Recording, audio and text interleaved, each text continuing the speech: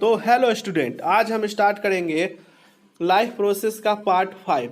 अगर आपने पीछे के 4 पार्ट नहीं देखे हैं स्टूडेंट, तो पहले आप इसको देख लें, उसके बाद इस पार्ट को देखना शुरू करें स्टूडेंट। तो आज का टॉपिक है स्टूडेंट ह्यूमन रेस्पिरेटरी सिस्टम।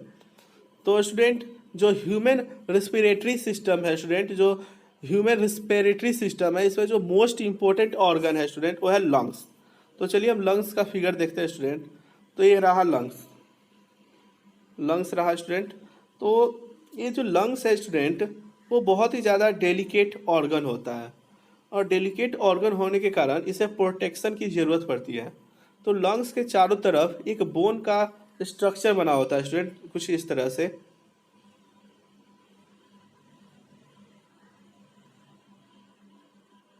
ठीक है स्टूडेंट।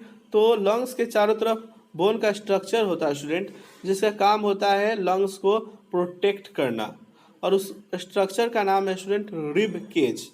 क्लियर है स्टूडेंट। जब रिब केज में से अगर हम लंग्स को निकाल दें स्टूडेंट, तो एक स्पेस क्रिएट होता है, एक इम्पिटी स्पेस क्रिएट होता है स्टूडेंट, जिसे हम बोलते हैं student thoracic cavity. Thoracic cavity भी बोलते हैं और स्टूडेंट चेस्ट कैविटी भी कहते हैं। तो अगर आपसे कोई पूछे स्टूडेंट कि लंग्स कहाँ प्रेजेंट होता है, तो हम बोलेंगे थोरेसिक कैविटी। अगर अगर और अच्छे से बोलना होगा स्टूडेंट, तो हम बोलेंगे lungs reside inside rib cage above diaphragm inside thoracic cavity. तो स्टूडेंट यहाँ तक क्लियर है आपको। तो लंग्स की जो लंग्स है स्टूडेंट, ये आपको जो दिखाई दे रहा है स्टूडेंट, इसे बोलते हैं डायफ्राम। ठीक है स्टूडेंट। तो डायफ्राम के जो नीचे का जो पोर्शन होता है स्टूडेंट, यहाँ पे होता है human digestive system. Human digestive system के ऑर्गन होते हैं, और यहाँ पे जो होता है वो रिस्पिरेटरी सिस्टम के ऑर्गन होते हैं स्टूडेंट। तो डायफ्राम के नीचे डाइजेस्टिव सिस्टम के ऑर्गन हो गए, और ऊपर हो गए रिस्पिरेटरी सिस्टम के ऑर्गन। तो जो डायफ्राम है स्टूडेंट, इसके नीचे वाले पोर्शन को हम एब्डोमिनल रीजन भी बोलते हैं स्टूडेंट, और ऊपर वाले को चेस्ट रीजन कहते हैं। तो जो एब्डोमिनल रीजन है स्टूडेंट, उसके अंदर होता है डाइजेस्टिव ऑर्गन, जैसे कि हो गया स्टूडेंट स्टमक हो गया स्टूडेंट, फिर से स्मॉल इंटेस्टाइन हो गया, लार्ज इंटेस्टाइन हो गया। ठीक है स्टूडेंट। तो स्टूडेंट लंग्स के अलावा और भी बहुत सारे ऑर्गन होते हैं ह्यूमन रेस्पिरेटरी सिस्टम के, जिसको हम एक एक करके देखते हैं स्टूडेंट। तो पहला ऑर्गन है स्टूडेंट, जो कि हमारे नोज में जो 2 होल होते हैं स्टूडेंट, उसे हम बोलते हैं नोस्ट्रिल।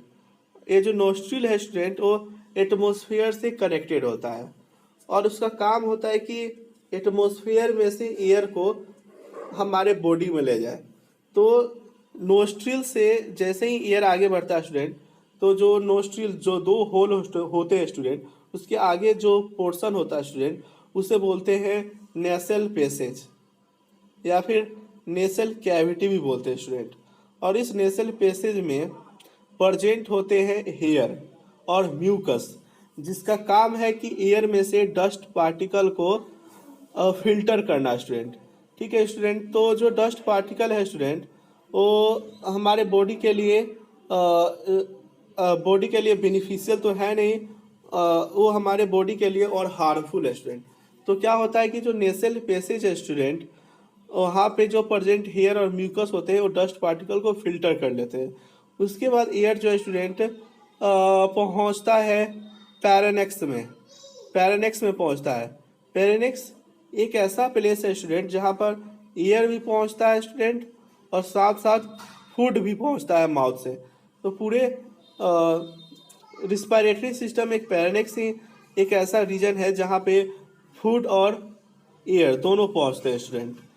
तो स्टूडेंट जो पैरानेक्स है, उसके पहले भी विंड और फूड के रास्ते अलग थे, और इसके बाद भी जो है स्टूडेंट विंड और फूड के रास्ते अलग होते हैं। सिर्फ पैरानेक्स में विंड और फूड एक साथ पहुंचते हैं। सिर्फ विंड पैरानेक्स एक ऐसा रीजन है जहाँ पर विंड और फूड पहुंचते हैं। ठीक है स्टूडेंट। उसके बाद ईयर जो है नोस्ट्रिल से होते हुए स्टूडेंट नेसल पैसेज में गया, नेसल पैसेज से पैरानेक्स में गया, जहाँ पर फूड भी पहुंचता है, और पैरानेक्स से स्टूडेंट ईयर जो है विंड पाइप में चला जाता है, जबकि फूड जो है स्टूडेंट वो फूड पाइप में चला जाता है स्टूडेंट। तो आप विंड पाइप को देख रहे होंगे स्टूडेंट। तो विंड पाइप के ऊपर बहुत सारे रिंग्स बने हुए हैं, और इस रिंग्स को हम बोलते हैं student rings of cartilage. Cartilage क्या होता है स्टूडेंट? एक टाइप का बोन्स होता है। नॉर्मली आपने बोन्स देखा होगा, बहुत ही ज़्यादा हार्ड होते हैं, लेकिन कुछ बोन ऐसे भी होते हैं स्टूडेंट जो कि सॉफ्ट होते हैं, जैसे कि हमारे ईयर में प्रेजेंट होते हैं। तो जो हमारे ईयर में जो प्रेजेंट होते हैं बोन स्टूडेंट, वो सॉफ्ट होते हैं। उसी तरह जो विंड पाइप पे जो बोन प्रेजेंट होते हैं स्टूडेंट, वो भी सॉफ्ट होते हैं स्टूडेंट। और इनका फंक्शन क्या होता है स्टूडेंट, कि जो विंड पाइप होता है स्टूडेंट, इसके अंदर होल होता है, और इस होल से स्टूडेंट पास करता है एयर। ठीक है स्टूडेंट।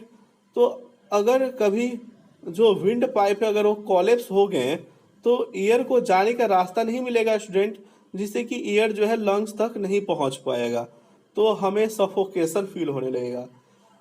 तो स्टूडेंट रिंग्स ऑफ कार्टिलेज का काम है स्टूडेंट कि जो विंड पाइप है उसे कॉलेप्स नहीं होने देना। तो क्लियर हो गया होगा स्टूडेंट कि रिंग ऑफ कार्टिलेज का फंक्शन है कि विंड पाइप्स कॉलेप्स ना करे।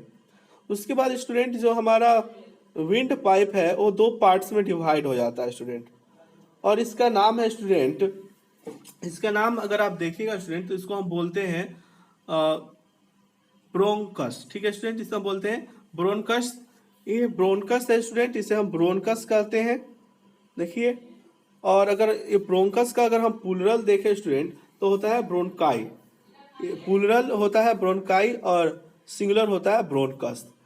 तो जो विंड पाइप था स्टूडेंट वो दो पार्ट्स में डिवाइड हो गया, और दोनों जो है एक एक लंग्स में इंटर कर गए।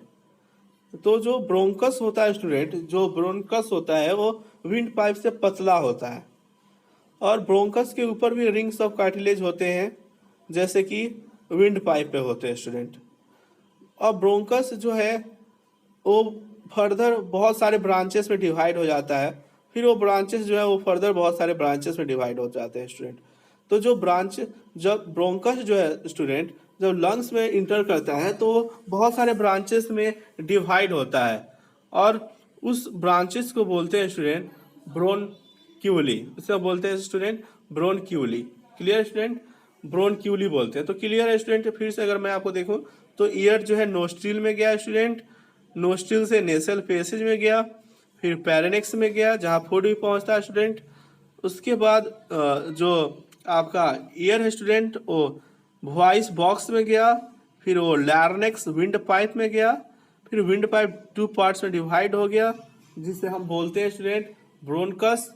ईयर ब्रोनकस में गया, फिर ब्रोनकस जो है बहुत सारे फर्दर बहुत सारे ब्रांचेस में डिवाइड हो गए जिसे हम बोलते हैं स्टूडेंट ब्रोनक्यूली बोलते हैं स्टूडेंट, ब्रोनक्यूली बोलते हैं।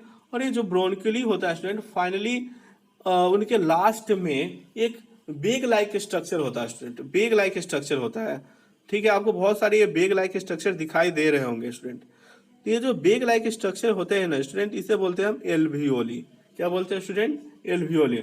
और फाइनली जो एयर है वो एल्वियोली में जाकर जो बेग लाइक स्ट्रक्चर है वहां पर जाकर स्टूडेंट स्टोर हो जाता है। तो क्लियर है स्टूडेंट यहाँ तक कि एयर जो है नोस्ट्रिल से होते हुए कहाँ पहुंच जाता है? एल्वियोली, जो कि बेग लाइक स्ट्रक्चर है, और वहां पे एयर जो है स्टोर हो जाता है। तो ये रिंग ऑफ कार्टिलेज जो आपको दिखाई दे रहा है स्टूडेंट वो किस किस पे होता है? एक तो होता है आपको विंड पाइप पे होता है, और दूसरा होता है स्टूडेंट ब्रोनकस पे होता है स्टूडेंट। तो ब्रोनकस पे होता है, और उसके ब्रोनक्यूली पे क्या होता है? रिंग ऑफ कार्टिलेज नो नहीं होता है स्टूडेंट। और ब्रोंकस, जो ब्रोनकस है स्टूडेंट, जो ब्रोनकस है वो बहुत सारे ब्रांचेस में डिवाइड होता है, और उस ब्रांचेस को बोलते हैं ब्रोनक्यूली। और ब्रोनक्यूली जो है स्टूडेंट वो फाइनली लास्ट में इंड होता है with a bag like structure, उस बेग लाइक स्ट्रक्चर को बोलते हैं एल्वियोली, जहां पर एयर जो है स्टोर होता है स्टूडेंट। क्लियर है स्टूडेंट? यहाँ तक कोई डाउट तो होना नहीं चाहिए। अगर मैं इसके आगे और बताऊं स्टूडेंट, तो जो एल्वियोली होता है वो सराउंडेड होता है स्टूडेंट, सराउंडेड होता है ब्लड कैपिलरीज से स्टूडेंट। और जो ईयर है स्टूडेंट वो ब्लड कैपिलरीज में प्रेजेंट होता है ब्लड। तो ईयर एल्वियोली से स्टूडेंट डिफ्यूज कर जाता है ब्लड कैपिलरीज में। उसके बाद ब्लड कैपिलरी से वो ब्लड जो है स्टूडेंट वो हमारे पूरे बॉडी पार्ट्स में जाता है, और हमारे बॉडी पार्ट्स के जो सेल है स्टूडेंट, वहाँ पे वो ऑक्सीजन सप्लाई करता है स्टूडेंट। फिर जो ऑक्सीजन है वो सेल में चले जाते हैं स्टूडेंट, और सेल में से CO2 निकलकर ब्लड में चले आते हैं स्टूडेंट। जो कि जब ब्लड में ऑक्सीजन था तो उसको बोलते हैं स्टूडेंट ऑक्सीजनेटेड ब्लड। और जब वो ऑक्सीजनेटेड ब्लड, जब ब्लड जो ब्लड कैपिलरी में से जब सेल ऑक्सीजन को ले लेते हैं स्टूडेंट, और सेल जो है स्टूडेंट ऑक्सीजन के बदले CO2 ब्लड में डाल देते हैं, तो उसे बोलते हैं डीऑक्सीजनेटेड ब्लड। ठीक है स्टूडेंट। अब क्या होता है कि स्टूडेंट कि एल्वियोली से जो ब्लड कैपिलरीज कनेक्टेड थे, वो क्या करते हैं कि एल्वियोली से ऑक्सीजन ले लेते हैं और पूरे बॉडी पार्ट्स में ऑक्सीजन को सप्लाई कर देते हैं। और जब वो पूरे बॉडी पार्ट्स में ऑक्सीजन के सप्लाई करते हैं, तो जो बॉडी पार्ट्स के सेल होते हैं स्टूडेंट, वो सेल जो है वो ब्लड में CO2 दे देते हैं। तो अब वहाँ से जो ब्लड है वो CO2 कैरी करते हुए आता है स्टूडेंट, CO2 को कैरी करते हुए लाता है और पहुंचा देता है एल्वियोली के पास। तो फिर ब्लड में से स्टूडेंट जो CO2 प्रेजेंट है वो चला जाता है एल्वियोली में, और फिर जब हम एक्सहेल करते हैं, एयर को हम एक्सहेल करते हैं, तो एल्वियोली से स्टूडेंट जो अब उसमें क्या हो गया है, CO2 का अमाउंट होगा। CO2 जो है वो ब्रोनक्यूली में चला जाता है, ब्रोनक्यूली से फिर चला जाता है ब्रोनकस में, ब्रोनकस में चला जाता है विंड पाइप, विंड पाइप से वॉइस बॉक्स, वॉइस बॉक्स से फिर चला जाता है स्टूडेंट पैरानेक्स, पैरानेक्स से फिर नेसल पैसेज, फिर नोस्ट्रिल से बाहर निकल जाता है स्टूडेंट। तो जो बाहर एयर निकल रहा है वो CO2 होता है, और जो एयर नोस्ट्रिल से, नेसल पैसेज से, पैरानेक्स से, विंड पाइप से होते हुए, ब्रोनकस से होते हुए, ब्रोनक्यूली से होते हुए फाइनली एल्वियोली में जाता है, वो उसमें ऑक्सीजन का अमाउंट ज़्यादा होता है स्टूडेंट।